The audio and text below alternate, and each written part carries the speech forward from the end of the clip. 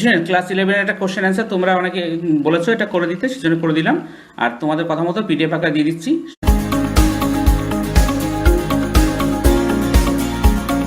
স্বাধীনতার সংজ্ঞার্থ নিরূপণ করো এবং এর প্রকারভেদ আলোচনা করো। স্বাধীনতার গুরুত্বপূর্ণ রক্ষা কবচগুলি আলোচনা করো। ঠিক আছে, এটা পিডিএফ আকারে দেওয়া থাকছে। আর এইটা তোমাদের এরকম আসতে পারে, স্বাধীনতার সংজ্ঞার্থ নিরূপণ করো এবং এর প্রকারভেদ আলোচনা করো।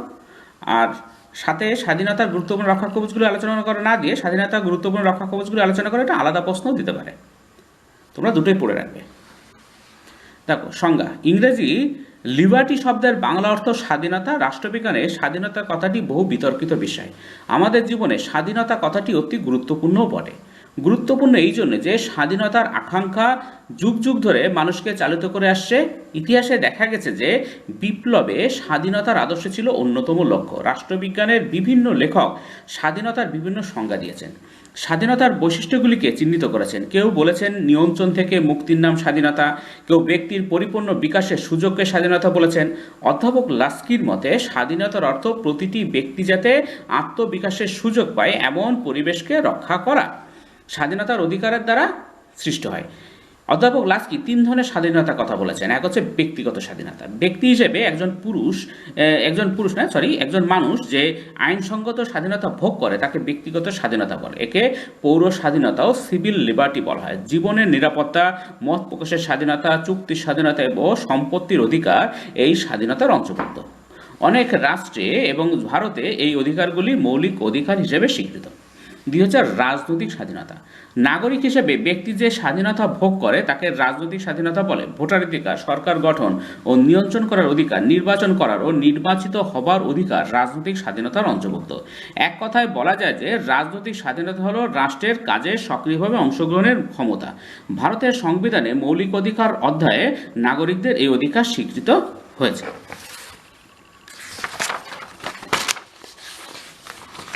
৩ হচ্ছে অর্থনৈতিক স্বাধীনতা। ব্যক্তির শিক্ষা ও সামর্থ্য অনুযায়ী জীবিকা অর্জনের স্বাধীনতাকে অর্থনৈতিক স্বাধীনতা বলে। মানুষের যদি অভাব অভিযোগ থাকে, সে যদি বেকার হয় অথবা সর্বদা কর্মচ্যুতির ভয়ে ভীত হয়, তখন সে সমাজে নিজেকে বিকশিত করতে পারে না। সেজন্য দরকার কর্মের অধিকার, উপযুক্ত মজুরির অধিকার। এগুলি হলো অর্থনৈতিক স্বাধীনতার মূল উপাদান। যেখানে অর্থনৈতিক স্বাধীনতা স্বীকৃত নয়, সেখানে প্রকৃত অর্থে ব্যক্তি অন্যান্য স্বাধীনতা ভোগ করতে পারে না। তাই অধ্যাপক বার্কার বলেছেন, অর্থ ব্যবস্থায় পরাধীন শ্রমিক রাজনৈতিক ক্ষেত্রে কখনো স্বাধীন হতে পারে না। এই পর্যন্ত হয়ে যাবে। এরপরে দেখো স্বাধীনতার রক্ষা কবচ, বাকি অংশটুকু।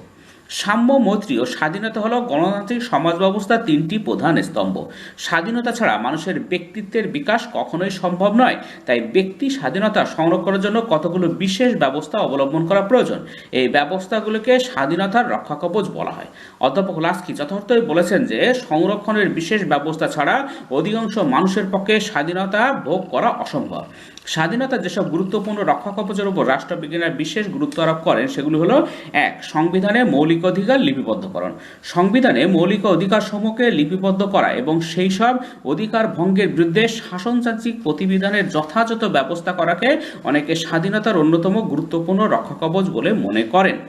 কোনো সরকার যদি এইসব অধিকার ভঙ্গ করে তবে জনগণ সাংবিধানিক উপায়ে নিজেদের অধিকার রক্ষার জন্য আদালতে শরণাপন্ন হতে পারে। জনগণের স্বাধীনতার ওপর বিধি বহির্ভূতভাবে সরকারি হস্তক্ষেপ প্রতিরোধ করে গণতন্ত্রকে রক্ষা করাই হলো নিরপেক্ষ আদালতের প্রধানতম কর্তব্য।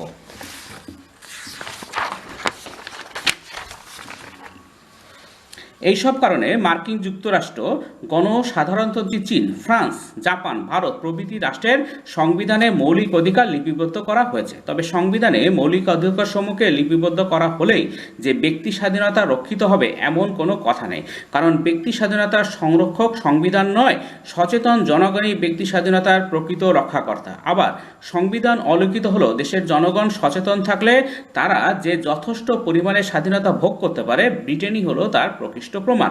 তাছাড়া শ্রেণী বৈষম্যমূলক সমাজের লিখিত সংবিধানে নাগরিকদের অর্থনৈতিক অধিকার প্রদান করা হয় না বলে তাদের অন্যতম অধিকার ও স্বাধীনতা কার্যক্ষেত্রে অর্থহীনে পড়ে। এটি হচ্ছে ক্ষমতা স্বতন্ত্রীকরণ। মন্তেস্কু বা ব্ল্যাকস্টোন, ম্যাডিসন প্রমুখ ক্ষমতা স্বতন্ত্রীকরণ নীতির সমর্থকরা মনে করেন যে একই ব্যক্তি বা একই বিভাগের হাতে আইন প্রণয়ন, শাসন ও বিচারকার্য পরিচালনার ক্ষমতা অর্পণ করা হলে সমাজে কখনোই ব্যক্তি স্বাধীনতা রক্ষিত হতে পারে না, কারণ অত্যাধিক ক্ষমতা ওই ব্যক্তি বা বিভাগকে স্বৈরাচারী করে তুলতে পারে। তবে স্যাবাইন, গিলক্রিস্ট প্রমুখ রাষ্ট্রবিজ্ঞানী ক্ষমতার স্বতন্ত্রীকরণকে স্বাধীনতার রক্ষাকবচ বলে স্বীকার করে নিতে সম্মত নন, কারণ আইন বিভাগ যদি স্বৈরাচারী হয় তবে তার দ্বারা প্রণীত স্বৈরাচারী আইনসমূহকে কার্যকর করতে শাসন বিভাগ যেমন বাধ্য থাকে, তেমনি সেই সব আইন অনুসারে বিচারকার্য সম্পাদন করতে বিচার বিভাগও বাধ্য হয়। তাছাড়া ব্রিটেনে ক্ষমতা স্বতন্ত্রীকরণ না থাকলেও ব্রিটিশরা আমেরিকানদের থেকে কোনো অংশে কম স্বাধীনতা ভোগ করে না। তবে একথা সত্য যে পূর্ণ ক্ষমতা স্বতন্ত্রীকরণ কাম্য বলে বিবেচিত না হলেও বিচার বিভাগীয় স্বাতন্ত্র্য একান্ত প্রয়োজন। এরপর হচ্ছে 3, আইনের অনুশাসন। অধ্যাপক ডাইসি প্রমুখ রাষ্ট্রবিজ্ঞানী আইনের অনুশাসন, রুল অফ লকে স্বাধীনতার অন্যতম প্রধান রক্ষাকবচ বলে বর্ণনা করেছেন। আইনের অনুশাসন বলতে এ আইনের প্রাধান্য ও বি আইনের চোখে সাম্যকে বোঝায়। 4 হচ্ছে দায়িত্বশীল সরকার। অনেকে দায়িত্বশীল সরকারকে স্বাধীনতার অন্যতম গুরুত্বপূর্ণ রক্ষাকবচ বলে মনে করেন। 5, প্রত্যক্ষ গণতান্ত্রিক নিয়ন্ত্রণের পদ্ধতি। প্রত্যক্ষ গণতান্ত্রিক পদ্ধতি প্রয়োগকে অনেকে ব্যক্তি স্বাধীনতার রক্ষাকবচ হিসেবে চিহ্নিত করেন।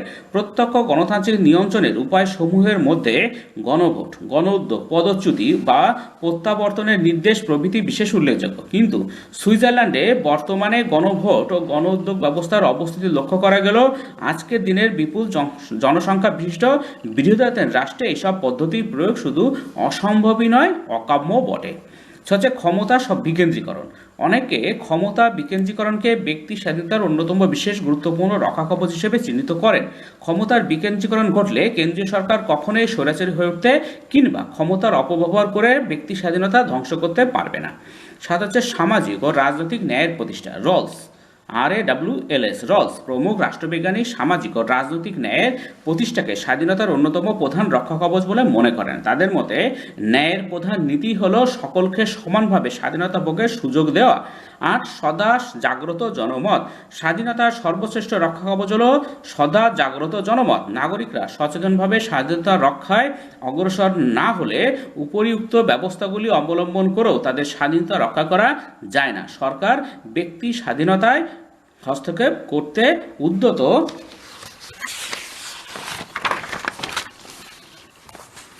তা প্রতিরোধ করার জন্য জনসাধারণকে সংগ্রামে অবতীর্ণ হতে হবে।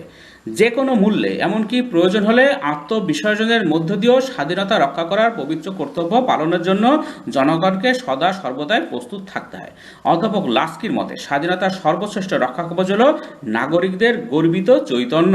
টমাস জেফারসন, গান্ধী প্রমুখ অনুরূপ অভিমত ব্যক্ত করেছেন। উপসংহার পরিশেষে বলা যেতে পারে যে স্বাধীনতা রক্ষা কিংবা প্রতিষ্ঠার জন্য সদা জাগ্রত জনমতের প্রয়োজন, কিন্তু রাজনৈতিক চেতনা ছাড়া জনগণ কখনোই এই গুরুত্বপূর্ণ ভূমিকা পালন করতে পারে না। বলা বাহুল্য, রাজনৈতিক চেতনার বিস্তার বহুল অংশে নির্ভর করে শিক্ষা বিস্তারের উপর।